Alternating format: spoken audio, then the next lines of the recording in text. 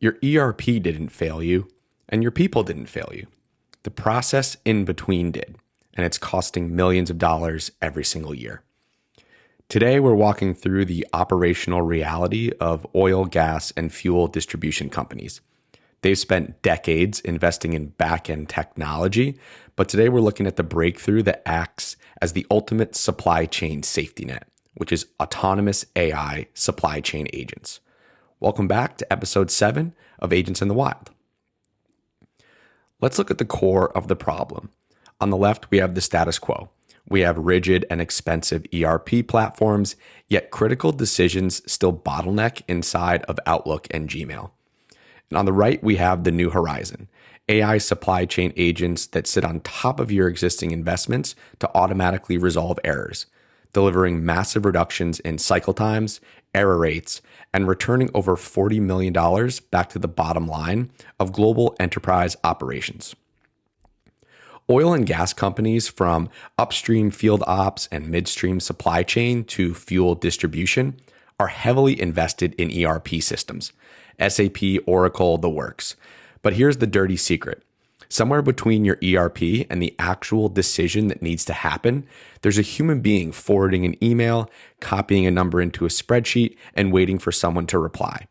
That's your shadow supply chain, and it's where cycle times go to die. A PO comes in. The vendor's lead time doesn't match what's in the ERP. Normally, that's a 3-day email chain. And meanwhile, the field crew doesn't get notified, work stalls, and upstream projects are delayed. With the agent, that variance is detected the moment it hits. The agent classifies it, pulls the contract terms and vendor history from your ERP via MuleSoft, a middleware solution. It drafts the vendor notification. It routes the exception to the right procurement manager with all that context preloaded and logs the entire audit trail. No one had to find the email. No one had to chase the vendor. No one had to figure out who should approve it. And it's not just PO mismatches. It's the same process for invoice audits, supplier corrective actions, capital project approvals, and vendor onboarding. Any of those cross-functional workflows that used to require 4 people in a shared inbox, the agent runs them end to end.